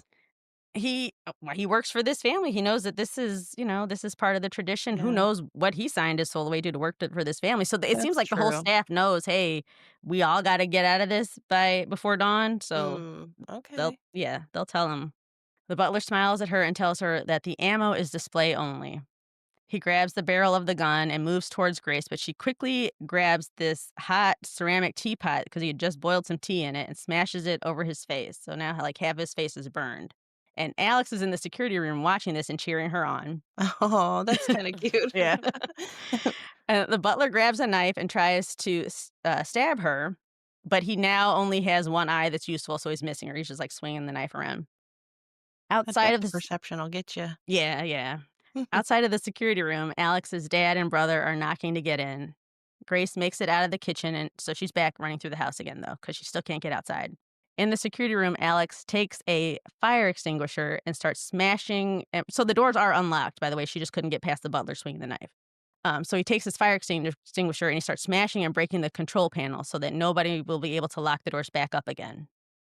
Alex's dad finally bursts through the door and sees what Alex is doing and grabs him and he starts choking him. So the two of them start fighting, and Alex is, younger and stronger. He's able to overtake him, and so he starts choking his father until Daniel comes in and breaks them up. Alex begs Daniel to help him save Grace, and Alex's dad comes behind him and just knocks him out. Grace heads back to the dumbwaiter to hide. When she opens it up, she finds yet another housekeeper hiding in there. This is the youngest of all of them. And she is terrified. And this housekeeper's like, I'm not even a real maid. Your dad just liked how Mr. Ladomas just liked how I danced. So he asked me to go over. So I guess he met her at the strip club. I don't know. Oh my Oh, god. man. And she saw what happened to the other Like, two. I don't want any parts Yeah. of this. So yeah, so she's trying to hide. So she really doesn't understand. The rest of the staff, I think, had to sign something, but this girl just showed up out of nowhere. Right. So Grace tells the girl, "You have nothing to be scared of. They're not after you. They want me." And then the girl's like, "Oh, she's over here." So she starts yelling, "She's over here." No, the hell she didn't. I know. Trifling. Just- Yeah, so like her half of her body's in the dumbwaiter and she's sticking her head out. She's like, "She's over here." And as she does that, I don't know why, but she hits the button to send the dumbwaiter to another floor, and the door starts to close on her, and as she's halfway in and out of it, and it crushes her. Well, I've Mhm, always as it wanted a dumb should. waiter, though. I even know, though right? that That's crushed really cool people. to have a Mhm. house with a dumbwaiter. That would be really cool. Yeah. There's an episode of King of Queens where they're looking at Where they have a houses. dumbwaiter. Well, there's one that has a dumbwaiter, and Doug, he was like imagining his life in this house with a dumbwaiter, Maybe and send up food. yeah, but he's trying to like roll it, and it's like not moving very much, and he's trying to go really, really fast, but it's like only moving like millimeters. It's very funny, Oh, but it's like the I, hand pull one, yeah, it's not like the a auto hand one. crank Yeah. one. Yeah, yeah, Yeah, yeah. these guys are fancy. They've upgraded to this elevator style where you hit a button. Yeah, I don't need a dumbwaiter that could potentially crush my body. Yeah. I still don't see how it would. I see how you could get stuck in it, but it's not like the thing had blades. I don't know why is the dumbwaiter door that strong to It's crush a so person. powerful. Yeah, that's an unnecessarily powerful dumbwaiter door, but it does crush her. And even though that girl tried to get Grace killed, Grace still stays there and tries to help her, but she's not able to stop the machine. Like I said, the girl's crushed to death. Oh. Upstairs, Mr. Ladomas has handcuffed Alex to his bed in his room to stop him from interfering more. The butler then arrives with a half-burned face to tell them that he can't fix the security system and that the last maid is now dead. Mr. Ladomas is beside himself, and he can't understand how this little blonde girl is taking them all out like this. So somehow, before the family gets back to Alex's room tied up, Grace has made it back into the room. So somehow before they brought Alex in and tied him up, Grace was already in there because now she's out on the windowsill outside, so she can hear all them talking. Helene says that Alex is so much like her. He's afraid of who he truly is. She says that when she learned on the night of her wedding that the only man she ever loved had to die, she should have not fought it. She should have just killed her husband herself. And then we see a flashback to that opening scene, and that's when we learn that that was Helene in her wedding dress that night when her husband was killed. She says he only has to accept the truth that he's meant to lead this family. And Mr. Ladomas tells her that Alex has always hated this family. He's the good son. He never wanted anything to do with this pact. And Aunt Helene points out that Alex is the only one of them to ever actually see Mr. LaBelle sitting in his chair. Helene and Mr. Ladomas leave the room, and Alex opens his eyes. So he's pretending to be knocked out, but he's heard everything. Outside, we see Grace jump, and it's from pretty high up, but she jumps off the ledge and lands in some bushes downstairs. And she does land by a window, and sitting next to that window is Fitch. But he's a little dumb. He hears a noise, but as soon as she hits the bushes, he turns so he doesn't see anything. So he goes back onto his phone, and we see that he has now Googled "Pacts with the Devil, real or bullshit." That's funny. So Grace takes off running. She's now outside, so she's running through the estate grounds. And she sees someone searching with a flashlight, so she's ducking behind trees and trying to avoid the light. Just in front of her, she sees a little barn, so she goes in there, and in there are a bunch of goats. And they look at her, and they stay quiet. They're pretty cool. And in front of her is what looks like a cellar door, but it's kind of raised up off the ground, almost like it would be covering a well or something. It's a little higher than a typical cellar door, which kind of lands like flush with the ground or slightly raised. This one's a little higher. And it's covering something. So she sees this flashlight coming. She hides in one of the stables as she hears someone enters the barn. She looks over and sees that it is the little boy, Georgie, that the nanny was looking for earlier. Grace is relieved to see him. She walks towards him to try to explain and to get him to help her. But before she can really say anything, Georgie raises a gun at her and shoots her. No. Yes. But thankfully, his aim is almost as bad as his cokehead mom's. because he shoots her in the hand despite her being like 3 feet in front of him. Well, it probably had quite a Mm-mm. bit of recoil on that gun, and he's a little kid, Yeah, so that's maybe true. that's why. Yeah. Yeah. That's true. Georgie looks scared and he's startled by what he just did as he sees this giant hole in her hand. And he's even more startled when her other hand comes out of nowhere and punches him in the face and knocks him out. Right. As she As, should. as she should, Mhm, yeah. mhm. Grace goes to pick up the flashlight and is scared by one of the goats who jumps out at her. And this sends her like scurrying back immediately. And she stumbles backwards and she falls right through those raised wooden cellar doors. And she lands into this pit and it's filled with rotting and decaying carcasses of dead animals. Ew. There's like flies and maggots everywhere. It's quite a scene. And then she looks closer around there and she sees that there's a human skeleton down there with her. Oh, hell no. But thankfully, in this pit, there is a ladder to get out of there. So, with one hand, Grace climbs her way out of this pit. And just as she gets to the top and grabs the ledge, the ladder breaks and falls out from under her. So now she's dangling with one good hand up on the ledge. And if she falls, there's no way out again. So, Grace swings her other hand, the bad one, up on the ledge to help pull her up. And of course, it lands right on a nail that's protruding from the wood. Oh, yuck. So now, in an immense amount of pain, Grace pulls herself up and she has to pull her hand back up out of that nail. So she Mm-mm. braces herself, but when she does it, she screams. And Samara Weaving in this movie has the coolest scream ever. When she does this scream, it sounds like otherworldly. It's like a combination of alien and a velociraptor. I don't know how she does it, but it is the craziest scream. So now outside of the pit, she tears apart more of her dress to use as a bandage for her hand as she's cussing out the unconscious Georgie the whole time. Grace heads out of the barn when she is spotted by Charity, who tries to shoot her and she completely misses. In fact, it's so bad it looks like she hit a bird up in the tree. Like, I don't even know. Like, way, way Yeah, off way target. off. Yeah. These people need some practice. I know. Charity goes back in and tells everyone Grace is heading to the north fence. At the fence, we see Grace, and she's trying to get through the fence, and there's a car coming down the road. She sees it, like, coming in from the distance, and she finds this loose piece of iron in the fence that she's able to remove and squeeze her way through it. So as she's squeezing her way through it, though, she's slightly too big for it, so a piece of the iron's, like, cutting her back, but she's gonna take the cut, and she gets through it. She jumps in front of the car in the road, but she is crazy looking and bloody, and unfortunately, as most people with good sense and self-preservation would do, the driver tells her, "Get out of the way," and he keeps driving. Oh, shit. Mhm. Yeah. Right. So I mean, I don't blame him. I would I do don't blame him probably the either. same, Yeah, but especially coming out of some billionaire's estate like that. I assume all right? those people that rich are up to nasty business that I don't need any part of. Right. So That is none of my business. Mm-mm. exactly. So Grace, clearly displaying some sort of privilege or a sheltered life, doesn't understand this. So she's screaming at the driver and calling him an animal and can't believe that someone would do something like that.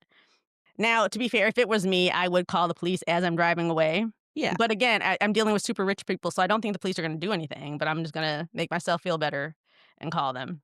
just to say you tried. Just Yeah. to say, yeah, I did it. Another car starts to come by, and this one is going much slower, and it has a flashlight coming out of it, so she knows it's someone who's looking for her, and she runs and hides.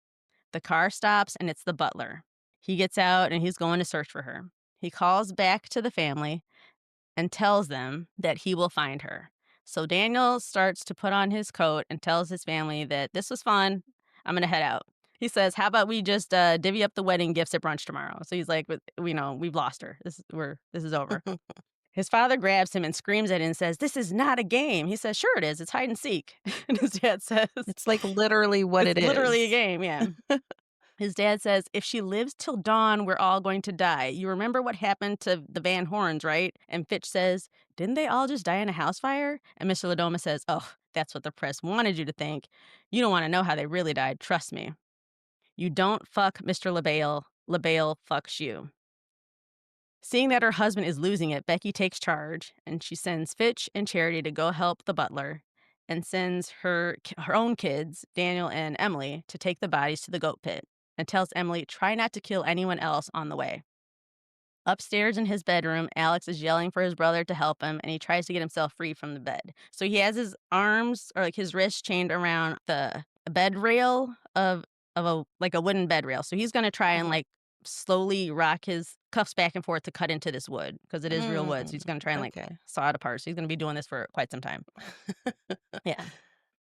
In the barn, Emily asks Daniel if she thinks that this is all real, that if they don't kill her tonight, that they will die. Daniel says he doesn't know and he doesn't really care either way.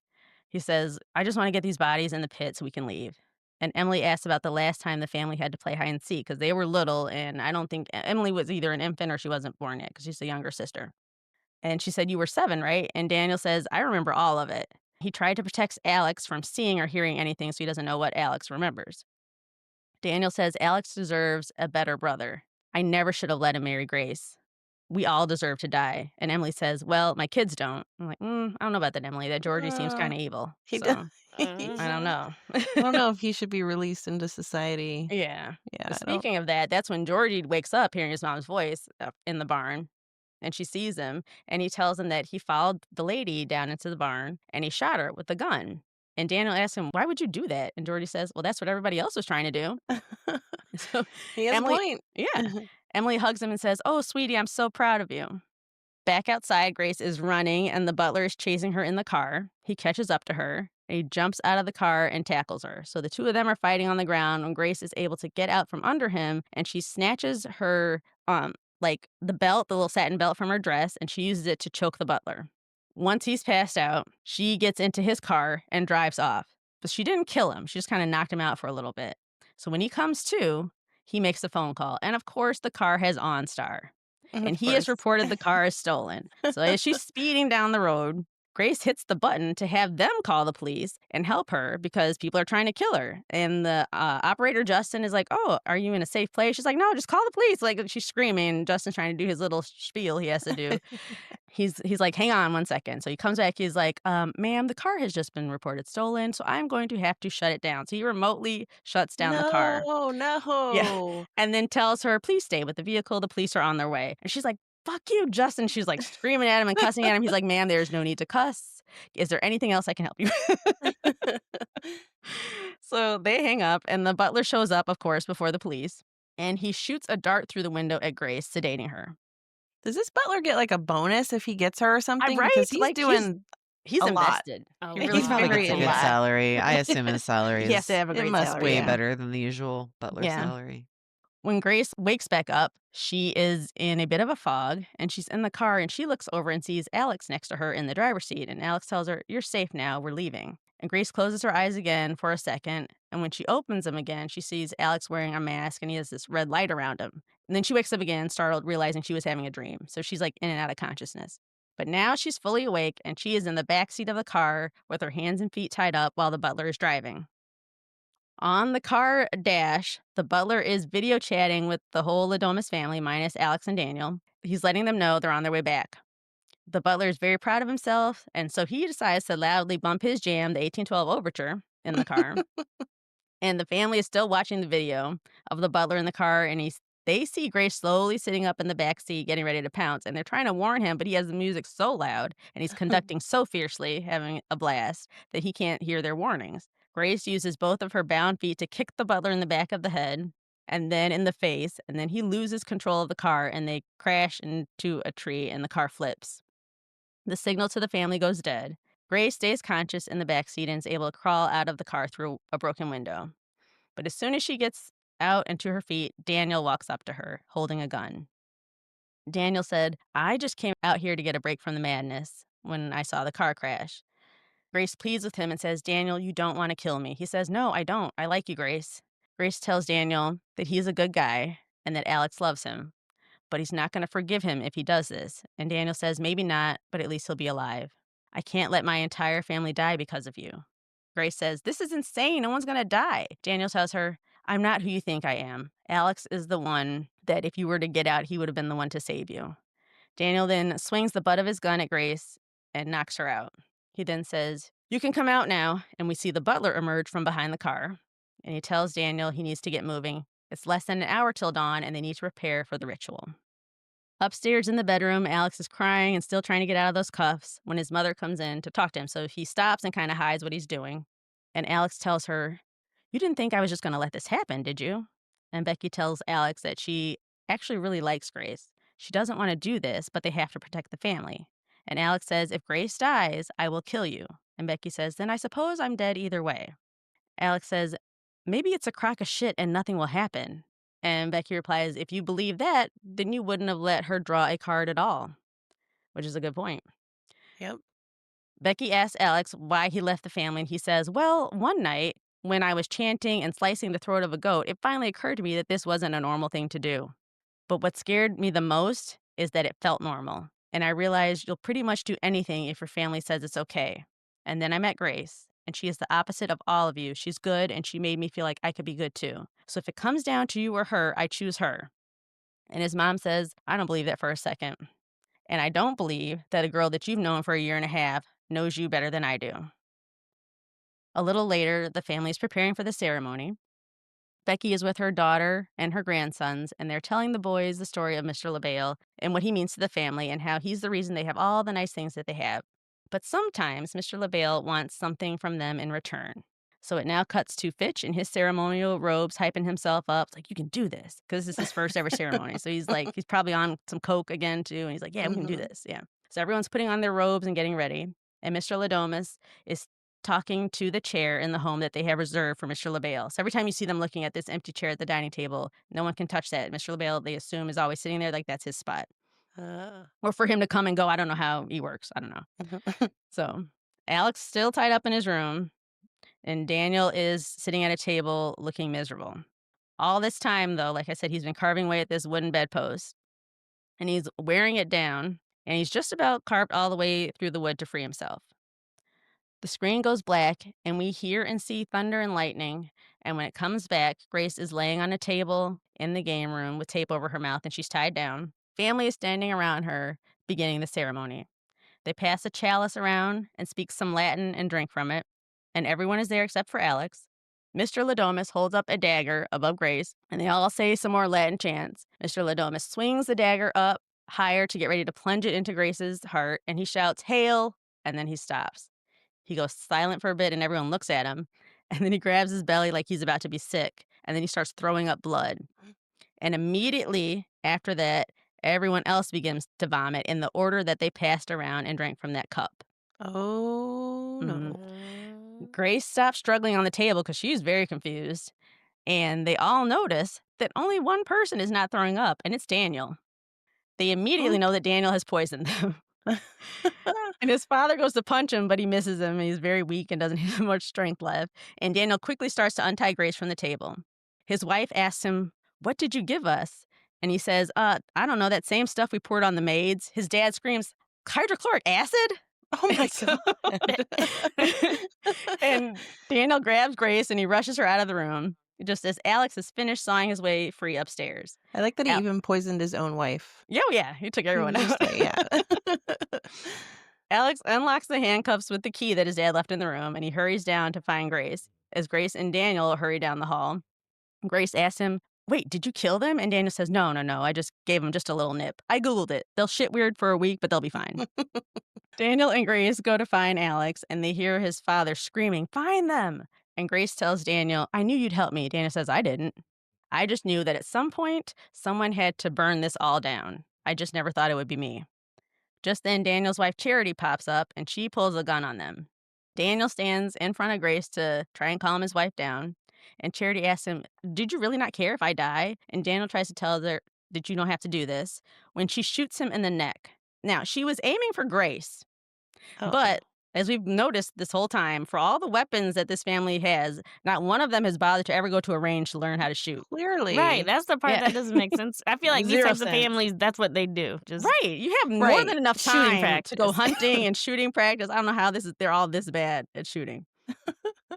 But Charity continues to shoot, still aiming for Grace until she's out of bullets. Then she hits nothing. Grace takes the gun from her and then just beats her across the face with it.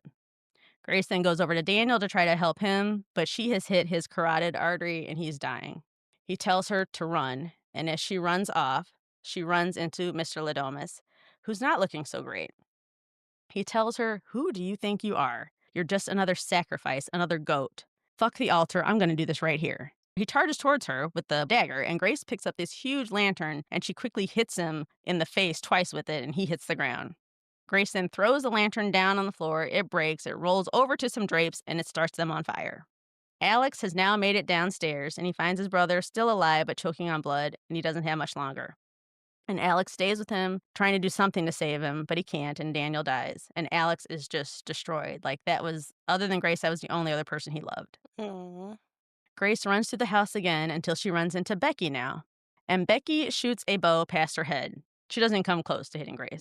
And she does say, and then she says, well, it's been a while. So Well, but it's like you gotta be a little more accurate with those things. I mean, you only have so many that one's arrows. a little harder. And this is like Katniss Everdeen bow and arrows. This isn't the Yeah, crossbow. yeah. So yeah.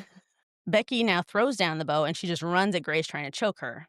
Becky has Grace on the ground next to that table where Mr. Ladoma sits at one end, and it has in front of his seat is that black box that she drew the card from. Grace is now pulling the table runner down towards her and is bringing the box with it.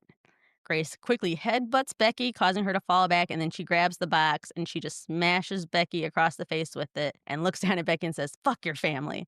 And Grace just starts hitting her over and over and over in the face. She's like, beats her face in. And as she's doing, she's like, "Fuck your fucking family," as she's saying this over and over. And that's when Alex finds her. So he sees her beating his mother to death. The two of them stare at each other, and Alex walks towards her. She keeps walking away. She wants nothing to do with anyone now. He reaches out for her like he wants to hug her, but she pulls away and says, "I'm sorry." And he's crying and says, "I'm sorry too. Daniel's dead." He looks at how frightened she is and says, "You won't want to be with me after this, will you?"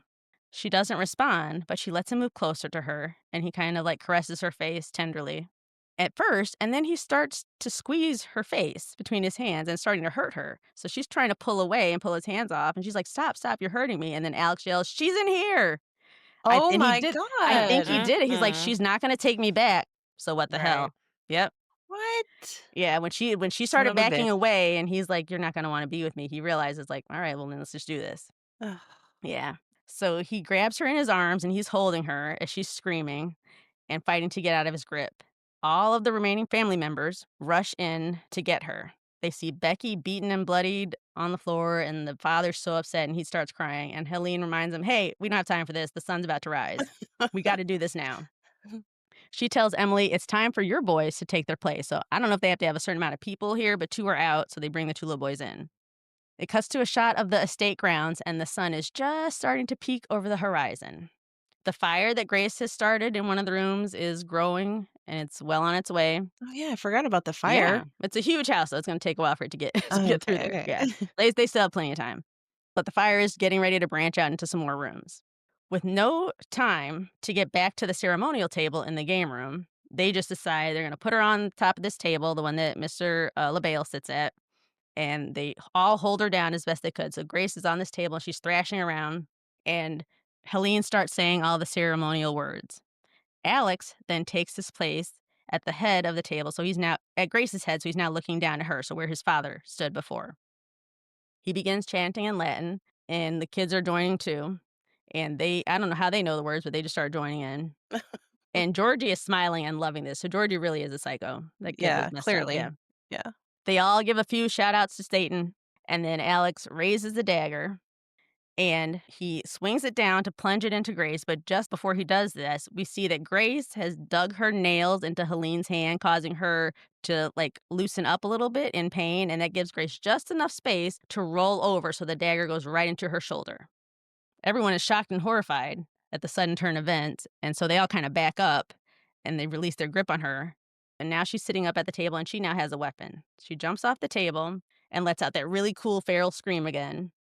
And she is like a wild animal, and and they've backed her into a corner. So she's swinging this dagger around to keep them back. And Helene turns toward the window and sees that sunlight is coming through the curtains. She screams in horror and pulls the curtains back, and light comes pouring in. And everyone in the family starts ducking and dodging the light and dropping to the ground, fearing they're going to be burned up by the sun's rays like a vampire. Yeah, that's exactly what I was Yep. thinking.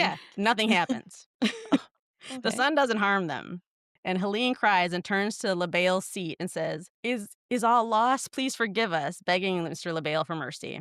There's an extended moment of quiet where the family all is still and they still have these panicked looks on their faces and they're like holding their hands up and bracing for the sun to start burning them, but still nothing. Finally realizing that they haven't caught on fire, they come out of hiding and uncover their faces and stand up normally, and they feel and look stupid. Finally, Fitch says, nothing's happening. And then a beat passes and he says, I knew it. I knew it was all bullshit. The father's now gotten to his feet and he's just bewildered and speechless. Alex looks at Grace knowing he is fucked up and he is way past the point of forgiveness. Mhm. But he still has the nerve to reach for her and be like, Grace, and like he's asking for No. her. Oh, no. Yeah. Get the fuck out of my face. Exactly. So she shakes her head no, and she thrusts the dagger towards him, warning him to back off. So he's like, all right, I'll back off. The family all looks around each other, and Fitch says, so what should we do about her? Nodding towards Grace. And Helene looks at LaBelle's chair, and she's still begging him and saying, I know it's too late, but I will not fail you again. So she's like asking him for more time. She grabs her battle axe and she raises it and she just charges towards Grace. And she shouts, the girl still dies. And as she walks towards Grace to kill her, Helene explodes into a pile of blood. What? And this is the coolest part of the movie to me because the way they do Mhm. these explosions, the best way to describe it is imagine if you had a water balloon filled with blood and you dropped it from a great height. And that splat moment is what this looks Uh-huh. like. Ew. Yeah. So she just And pops and blood's mm. everywhere. Yeah. Oh. Yeah. So now This is the everyone. splatter portion of Yeah, the this is the splatter movie. portion. So now everyone in the room has some of Helene's blood splatter on them. Ew. And no one saw this coming, so they're all like, what the fuck? Just then, from the game room, which is now on fire, the record player that starts playing, and they're playing that hide and seek song again. The family and Grace are all standing around looking at each other, and then Fitch turns to Mr. Ladomas and says, oh, fuck, I think you were right. And then he explodes. Charity starts begging and pleading for her life for Mr. LaBelle in the chair. She just quickly talks. She's like, I'm so sorry. And she just starts begging, but it's no use. She explodes next. Oh my God. Emily screams and says hi to her kids because I think she figures once that song plays, she's like, maybe that's what they need to do. So she tells her kids to hide, and the three of them start to run out of the room, and then you hear pop, pop, pop, and you see three quick explosions Ew. as half of theirs. So you don't really see their body explode like the other ones. It's just like they're running out the door, and then you just see blood go boom, boom, It's boom. funny, but It's so funny. disgusting. It Mhm. is. And Grace is tickled by this. She just starts giggling. It's even better. Yeah. So now Alex and his dad look at each other and they're shocked. Like everyone's mouth is just dropped. Mr. Ladomas picks up the puzzle box and yells at LaBelle's chair and says, no, I did everything right. I played by the rules. I am in control. And he can't finish the word before pop. He explodes as he's yelling. So now it's just Alex and Grace. And Grace is now laughing like a maniac, but I love it. Alex looks at her and she does this snort laugh and just kind of walks away from him. Alex follows her saying, Grace, wait, don't leave me, honey. I'm really sorry. I don't want to die. And she whips around and faces him and says, well, I didn't either, you selfish fuck.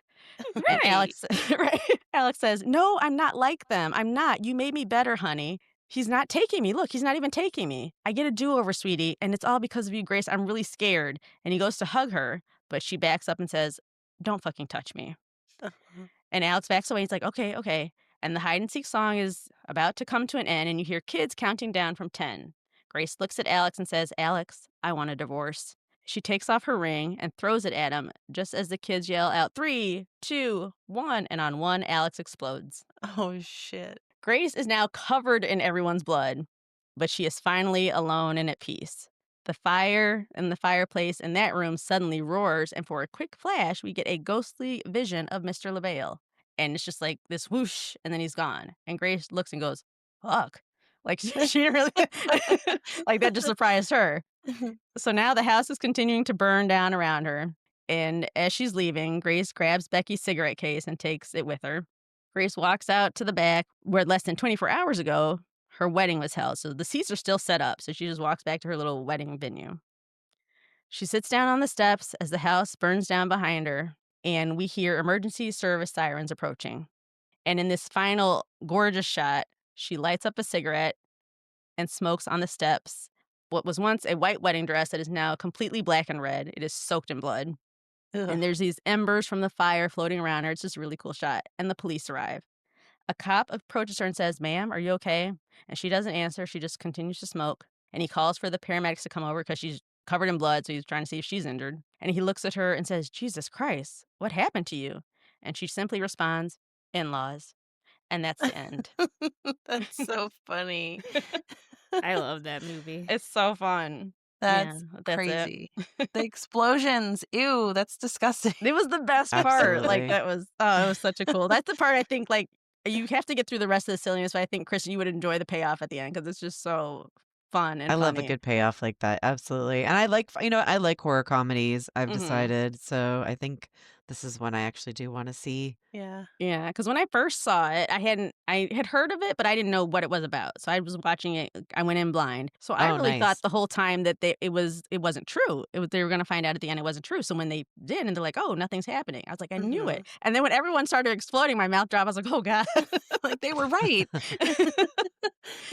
But Yeah. so I'm just trying to think, like, I feel like were much easier ways to go about this, like, maybe, some kind of a dart that would just make her sleepy, Well, like the and butler did sedate her. She just woke up too that's soon in the back. true. So they tried a lot of things. I mean, I guess technically they have to play the game on the card, so you can't Hmm. just shoot her with a dart and move her to the table to sacrifice her. I don't know. I don't know what the Oh, you mean rules before are. she ever went to hide? Like just shoot her right there? Yeah, or while they're playing the game, instead of having, like, actual weapons that will kill her. Mhm. Because 'cause didn't they want her to not be totally dead? Yeah, they had to maim her or get her enough where they could take her and put her on Right. this table. But I think that was part of the tradition. They're like, you got to play it the way great grandfather did. He didn't have the darts. He didn't have the security Mhm, system. So mhm. but they moved on to that once they realized we're getting short on time here. We're gonna have to bring in some modern conveniences.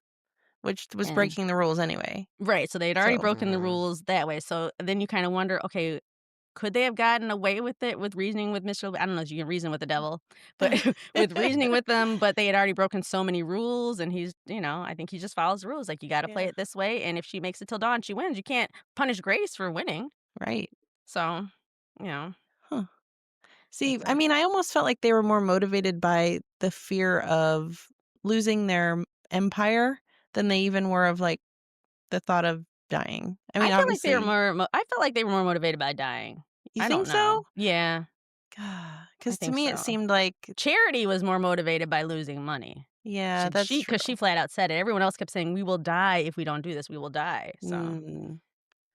But then yeah. what I do you like that it okay, so makes you the question that though, that Mhm. greed could be that right, powerful that it is more important than, you know, right. Mhm. dying potentially. But then And if they it came down to your actual life, would that be something that you're willing to do? I I mean, I don't don't. know. I kind of that's why I really like Daniel's journey through the whole thing because he's like, at some point this does have to stop. I think he Mhm. finally realized if we don't die, if we die, we can just end all of this and this doesn't become a thing anymore. Right, But we just have to or at least get to the end and see what happens. It's like there's a chance nothing will happen. But right. let's just see. And he was willing to throw all their lives away on let's just see because he was so traumatized by it as a kid. He was the one who turned his new uncle in. Mhm, mhm. So I think he just didn't wanna do it anymore. So he They was the should one ready just to never marry. I mean, I understand, like, that, Mhm, you did make a good point that he would have probably lost her if mhm, he never married her, and mhm. that's, I guess, a different dilemma, but And they don't explain it, and it might come up in 2, but they don't explain, like, do they have to have so many kids? Because Daniel told his wife before they got married, he's like, "This is what's gonna happen." Oh. And she's like he said, "Remember, you were ready to go because of how rich Right. they were. You were ready to take." And it seems like if you come in already not a good person, like Mhm, Fitch, you get a simple game. Like, you're gonna be part of the family. I think Grace was mhm. good, so she had to be tested harder, and she got hide and seek. I think the good people get Right. that card, and they make a comment, and this is how they're able to get a part 2, I don't know if you saw the trailer, but it does look really good, Mm-mm. is, when they were talking about, this could be bullshit, nothing's gonna happen, and he says, "Remember what happened to the Van Horns?" So other rich families have a deal with Mr. LaBelle. Mhm. So I Oh. think there's some sort of, family thing, like, they're all getting together, and she was never supposed to survive, so it looks like on the trailer, these other families are now going to try and get her. Boy, these rich whites are really into their, like, Yeah. sacrifices and secret Yep. societies. Mhm. I mean, that's what all these horror That's what it movies and is. shows are telling me, so Yep. I'm glad I'm not a part of it. Mm-mm. Mhm. I'll stay poor. And it's funny when that she jumped in front of that car that was trying to help her, it was like a fancy car and so they're all in these like billionaire estates area. So Mm, even though it could have been mhm. anyone, when he's like, "Get out of the way," and he drives off, again, I went with that was self-preservation, but she's like, "Rich fucks," like, she's just assumed Yeah. this is just a Yeah. rich prick. I was like, "Yeah, it could have been both things can be true, man. He could have been a rich prick and also like, you look insane. I'm not Right. helping you." Because rich No. prick or not, if he were to stop, we'd been like, why wouldn't have stopped, No, for I a wouldn't have stopped, bloody no. woman on the side of the road No. necessarily. I mean, I would have tried to help in some way, but I wouldn't just stop and no. It let you in my car. Right. That's what's not gonna happen, We've so learned in other movies that that's also the wrong move. exactly, So yeah, there's no way to win this. I'm sorry, no. ma'am. You just No. gotta I mean, I can say my ass would have been stuck in that goat pit because once I fell in there, I just simply don't have the upper body strength to lift so myself up Same. out of it. with one hand? You I would had a have died in the ladder. goat pit. You had a ladder until the ladder broke, yeah. You would've fallen back in, I think I see what I probably would've fallen back in too. When she was dangling with one hand, I'm like, "No, I'm Oh, down." hell yeah, I would never be able to hold all my weight with one Mm-mm, hand. Are you kidding mm-mm. me? No, at Oh, all. wow. Well, I'm interested to see what they do with the next one Me too. because I do like that this one has like a comedy element to it, you know? Me Mhm. too.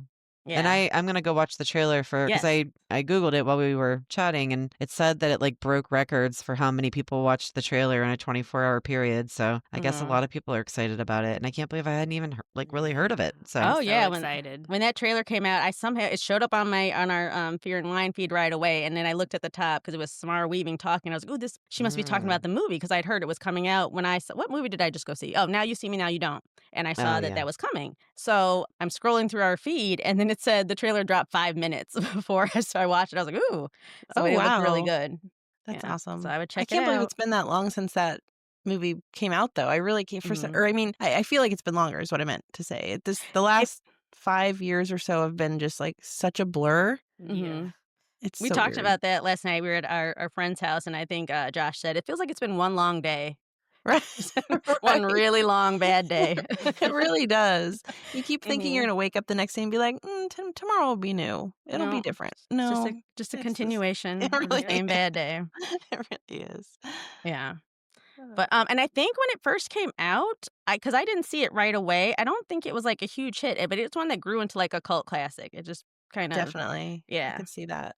Yeah. I think once the word got out, it like, 'cause it probably looks silly to most horror fans from, the original. I think once word got out with how, like, fun and crazy it was, people just started loving it, so I bet it'll be a really fun theater experience to yes. see on opening weekend just because that crowd kinda collective effervescence when people Mhm. watch films like that is so fun. So if I definitely am gonna try to watch the first one now that you've told us about it so that I can go see the second Yeah. one. Yeah, watch it. Yay. We'll go Yeah. see the second one together because 'cause I'm Okay. definitely Everybody gonna go to loves the theater and watch it. a good final girl. Mhm. It's Absolutely. always fun. Yes. Yeah. Although I have a feeling this one's going to probably have a lot more splatter, if you know what I Yes, mean. because I think that's what people enjoyed about it was Mhm. the violence and the splatter aspect of it because it I mean, at wasn't least it was done in a silly way, so, like, I mhm. mean, that probably wouldn't bother me as much as, some of the, like, the slasher Yeah, films or it's not gory like that, it's really just you just see blood, it's not you're yeah. not seeing intestines, Okay. nothing, no body horror, nothing like that, and then, like, the jump scares are minimal. Actually, you could watch it, Leah, especially Yeah. now that you know when the pops and the blood is gonna happen. It's Okay. really Yeah, it's even not even bad. when the maids die, you barely see too much of that. Okay. I Yeah. trust you, Allison. You're Yeah, on if my I can watch it, wavelength. you can watch it. Okay. So, that was, Ready or Not, and next week, Kristen has some holiday ones for us, so she's gonna cover it next week. Ooh, It is Yeah, weird little a movie I found. yeah. It's a that's awesome. surprise, I never heard of it, but I like those unique finds, so I'm excited Mhm. to hear about that one. Thank you, everybody, and, join us again next week. Thanks. Alright. Bye. Bye. Bye. Bye.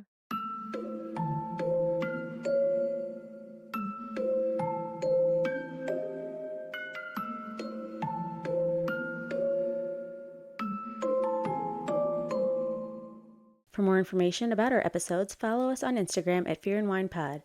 And if you have a fun discussion question that you'd like for us to answer on the podcast, send it to us at fearandwinepod@gmail.com.